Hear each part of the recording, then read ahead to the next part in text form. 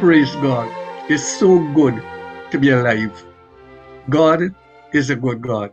Greetings to all our precious viewers and you, our television family. We pray God would knit us together as one. We would love, respect, and appreciate each other. It is time for us to make the choice to believe that there is a God who is able to direct the path of every human being. As parents, we must assume the posture of being astute of what God truly wants us to be. God is the giver of life, and from conception, God miraculously places specific gifts in each of us. We're all unique in our own way. Parents must not compare their child with anyone within or without the family. Never use negative words. Don't discourage or mistreat children based on academic performance. Be patient and pray. Let God do what only He can do. We want you to know from choices, we're concerned about you. We think about you a lot. And we want to challenge you again. We want to encourage your children. And for you children, this is not the end. You may not succeed, or you may not have the school you so desire. This is not the end. This is the beginning of good things to come. And so we want to encourage you, keep at it.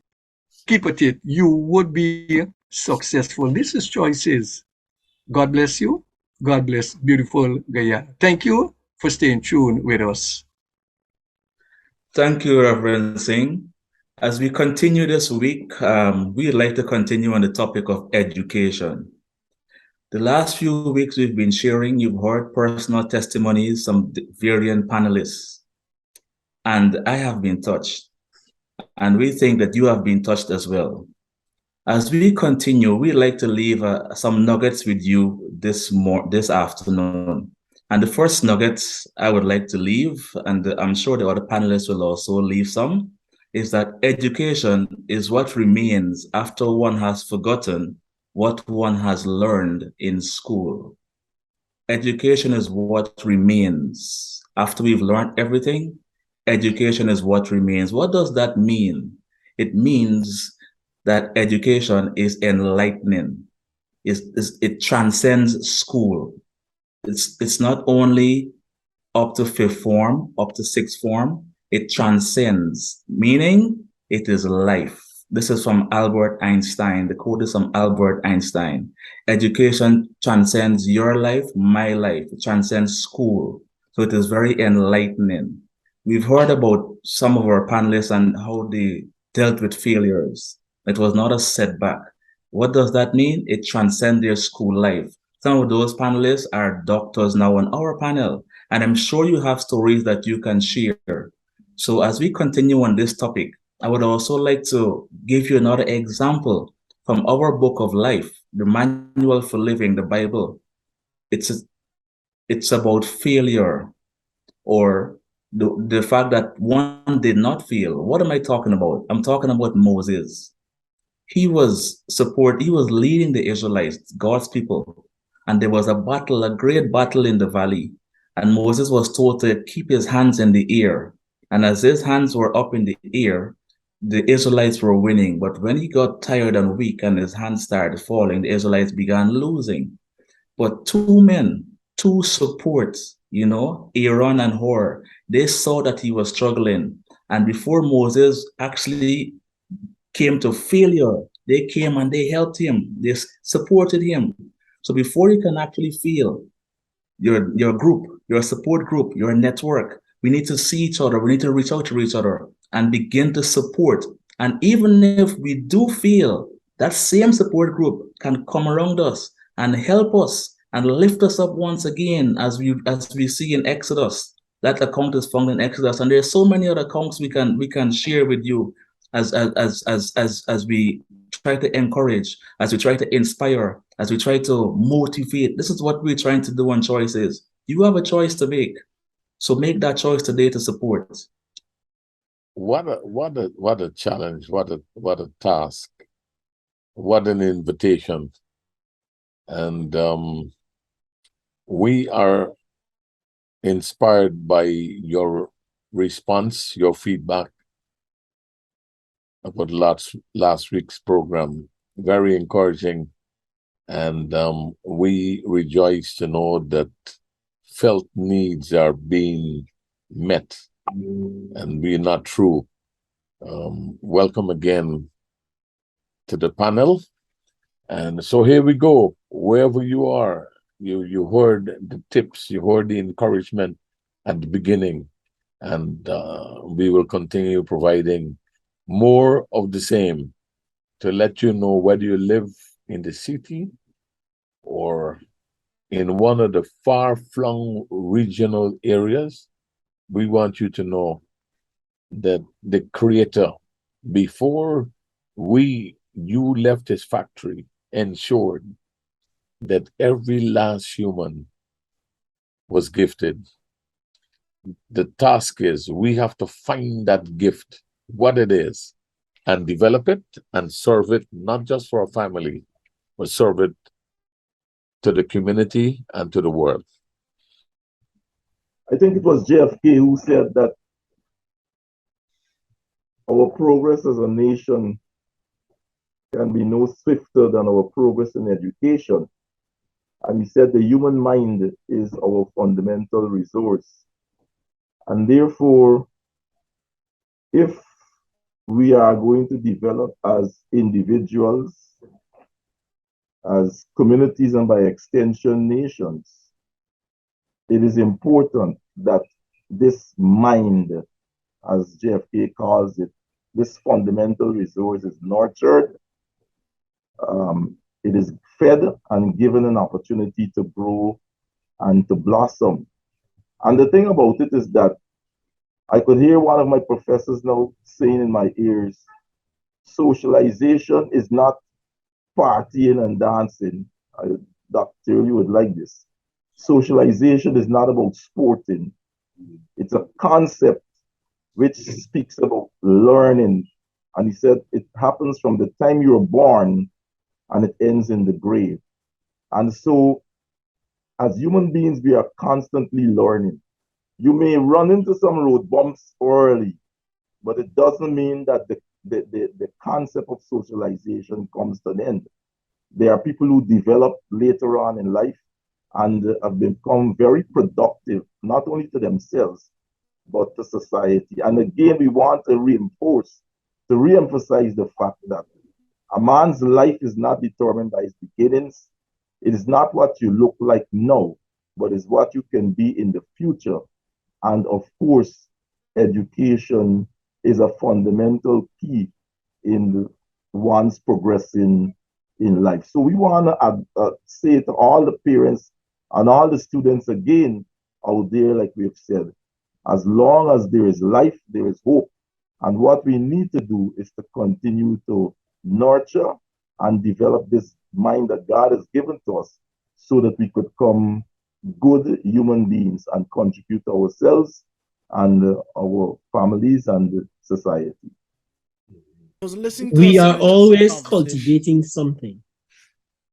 We either cultivate the good or what you call the evil. We're either cultivating habits, attitudes that makes us more productive to the community or provide a decline to our own personal life and become injurious to the community. We are never really static. We are always either moving backwards or forwards. I think what we are doing here is to encourage each one of us, including ourselves, to be that positive cultivator where we create an environment where we excel and succeed and become beneficial to both God and to man. That in itself comes with many major challenges, but it is the strong that will survive. It is determined that will make it. And hence you find that we say, I would normally say it over and over, Giving up is never an option. You go at it over and over and over and over and over again until you make it. I've been a teacher for a while, and I have found over the years of teaching that it is those determined students that really excel. They may not be exceptionally brilliant, but they are the ones who are determined to try and try again. They are the ones I remember teaching at one time a program called Remedial Education. It was designed for folks who had failed everything and had done that many, many times and had not succeeded. And we took those students who at one time felt that they were absolutely nothing and education is not my gift and my skill. And I watched with deliberate effort how they not only found themselves, found their giftings, but as amazingly beat, outstrip some who thought that they were exceptionally gifted in brilliance. I believe that gift that God placed inside of us never dies, and it is for us to find it and to cultivate it. Let your life be an incubator where good can develop, and let it blossom to affect and infect the community around you. There's a place for you. That's what I want you to know today as we go through this entire process with education. And I think something that really stood out to me even this week was where I was able to see a program that is actually being run right now, and there are about 4 Guyanese on it, and it's about film. And what's interesting about it is it's targeted at younger people, very young people on the program. So these are industries that didn't really exist or weren't really popular within the academic sector, like when I was going to school, but new opportunities and new spaces are being created for persons that aren't necessarily inclined to one specific path, right? The other interesting aspect is that I was listening to an interview with someone, and he spoke about his journey to becoming successful. And they asked him, what advice do you have? And he's within the media space, and essentially what he said was start today. Start today, just go out there, create what you have to create. You're most likely going to fail the first couple of years. It's not going to look good. It's not going to sound good. But the reason why you start is because it's more about the process of refining than what you start off with. So keep that in mind as you go through this path of education. Don't look at yourself as a failure. Think about Noah. When you think about these things, think about Noah. He never saw a boat before. He never saw a boat before. Think about it like that. How do you go about building? He had the instructions and all of that, and he was able to build and innovate in this space. And you know what? When the rain started to fall, what happened? Here's his construction, his building, his thing that he probably failed a ton of times before, before he got the final design. He was able to float and stay afloat, So just remember there's a space for you and keep on trying. It's about the process. Martin, thank you for that. I think you would like this as well. 5,126 times. 5,126 times. That's the amount of time someone failed. Sir James Dyson. I think we're all familiar with Dyson vacuum cleaners. 5,126 times he failed trying to make this thing. Now, Sir James Dyson is a billionaire. He's, as I said, he has been knighted. But we all use Dyson's vacuum cleaner, this cyclone dual vacuum cleaner that is bagless, that has less waste and dirt and so forth. We all use it around the world. But the figure that is significant in Dyson's life, Sir Dyson's life, is 5,126 times. Now, we all are aware of who he is, but we didn't know when he was failing. Failure, as we keep repeating on this program, is not final. It is the courage to get back up and try again. That is some Churchill. So the next nugget I want to leave, Dr. Terrell, I think you would like this. Stay away from negative people. They have a problem for every solution. Bishop, I want to pick up from where Deacon Martin. You're right. No one ever saw those things. One of the things we realize in scriptures that God always gives the blueprint while we have to do the work, but Noah got the blueprint from God, exactly how to build.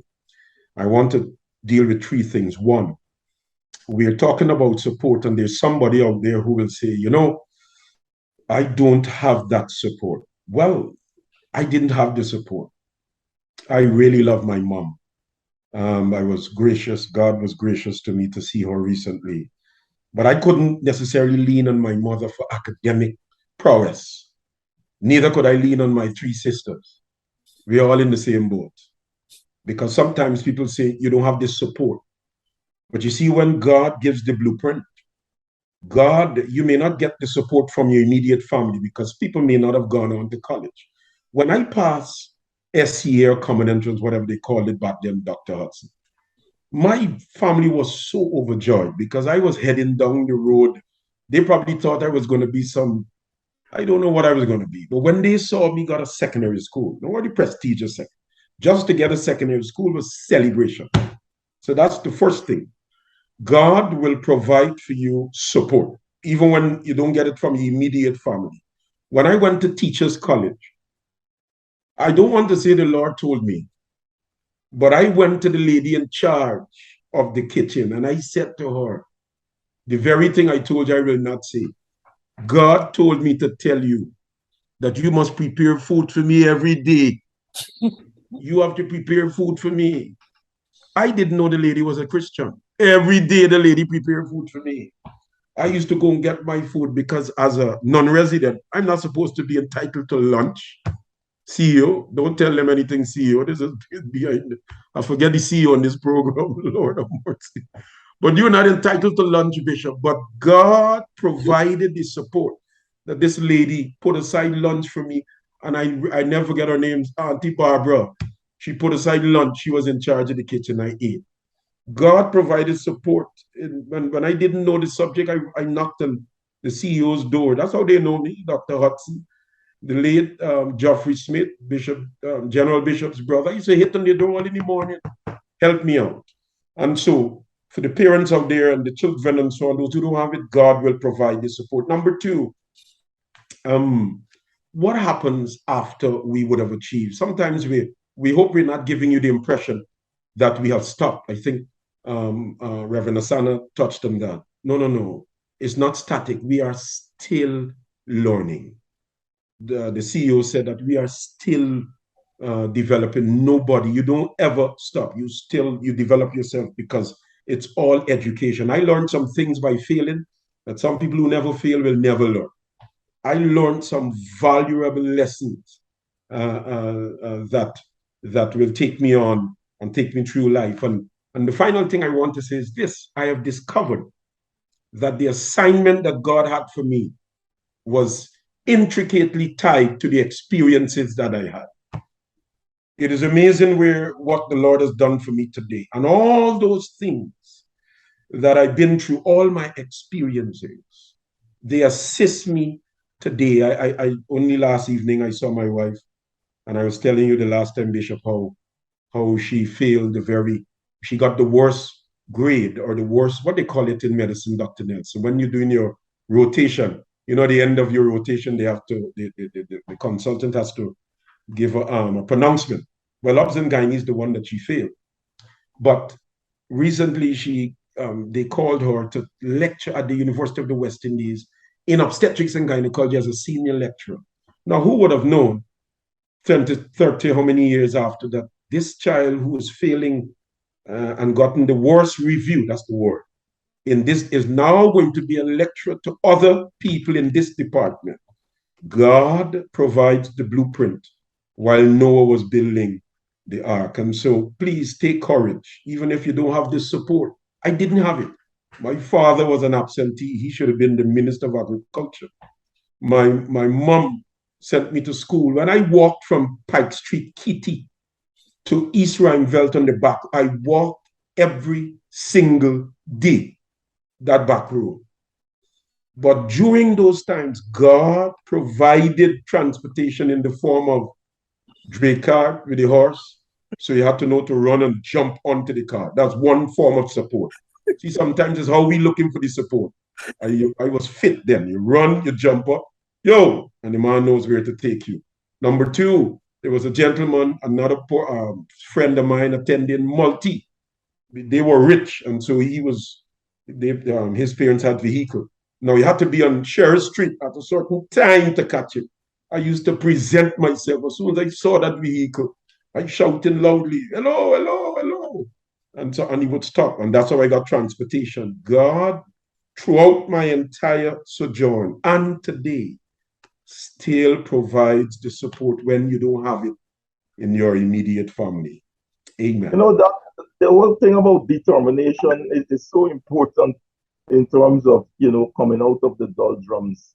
One has to be determined, and you must find somebody who you could reference to. You know, they say you have primary groups, you have reference groups, that is looking outside of your immediate grouping to see who you could pattern and follow, you know, your life program, your life after. And so people must understand that too. Sometimes you just don't look around you, but you look out. And I could remember, apparently walking is the thing. I mean, I could remember going to Sierra Potter College of Education without having no transportation like you posited, without having a bag for the books. And I may have shared this story once before. My father used to work at the transport, so he was a carpenter, transport and harbors. And you know, they used to wear these heavy pants because of the kind of work they did. And I took it to a lady named Miss Khan, his old pants, one that he discarded, and took it to a lady named Khan in the alleyway, in Warlock. And Miss Khan made a nice shoulder bag for me. And this shoulder bag with a long strap with my father's old pants. And I put the files and the books and so on in there and walk down the train line. So sometimes when you arrive at CPC, all your skin in your face because that line had a lot of dust because I think you had shells there and those shells turned into dust and so on. And walked to CPC several times, did that. Stood at the bus park in town there, going to University of Guyana, not having transportation. You know, I just go in a line saying somebody might see me. And one gentleman said, what you're doing here? I said, I don't have transportation. I could call, his name is Reverend Grant, Andrew Grant. And he said, man, come on now. There's always transportation. And he paid for me so I could get to UG and come back. And so these experiences, so I'm saying all of that to say to people that the whole issue of being determined, sometimes you just got to be determined. You just got to say, look, this is what I want to be, and I will be what I want to be. Of course, with the grace of God, because you can't succeed if God is not in the mix. And so to all those children out there and parents, because they're still lining up and still asking, these children got to understand that with a determined mindset, with their support and with prayers and help from God, they will make it. We were born to succeed, notwithstanding the obstacles and so on. We are born to succeed. God has given us that ability to succeed at whatever we put our mind to do. If it bothers you, it might well just be a calling. I just want to say quickly, I laughed today as a doctor because when we were little children, my mother would say, don't do certain things or else you would get hurt. And somebody in the family, because I have only brothers, would end up getting cut or bruised. And there I was always with a borrowed plaster from my mother's toolkit, as I would call it back in the day, some toilet paper, and I was fixing and mending. And today I understand why I'm Dr. Nelson. If it bothers you, it's your calling.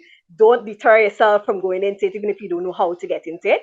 Remember, even the best comes out of Nazareth. Don't let humility stop you from being all that God has called you to be. Bless you. I like that. And I'm just thinking about the wisest man that ever lived. An account from Ecclesiastes chapter 9. You might have heard it many times. Verse 11 is amazing. We have 9/11. 9/11 here was here before what we know as 9/11. So Ecclesiastes 9:11 says, I returned and saw under the sun that the race is not to the swift, nor the battle to the strong, neither yet bread to the wise, nor yet riches to men of understanding, nor yet favor to men of skill, but time and chance, or time and opportunity, happeneth to them all. What a scripture. Time and opportunity. So never mind who's in front of you with the race, never mind about the battle or the food or riches. They are not guaranteed to people who are swift, strong, wise, full of understanding or skill. But there's a place for opportunity. And Bishop, I believe you're the one that declared that this year is the year of opportunities. And I rather suspect this is not just for this year. I believe we're in a season of opportunities. And even as we set ourselves in a particular way, let us just ensure that we grasp all the opportunities. And if you're going to fail forward. As I heard somebody said before, fail forward. And let us pull and garner every single last opportunity that we have. And we will see how the Lord will really raise us up and bring us through. The wise man, thank you. The wise man, Solomon, did not say that this promise was exclusive to the children of Israel. He identified a universal principle. This race is not to the swift. Speaking about life, speaking about the sum total of life. And he didn't restrict this promise to one's religion, neither to one's social standing or class. Time and opportunity, as he stated, time and chance happeneth to all.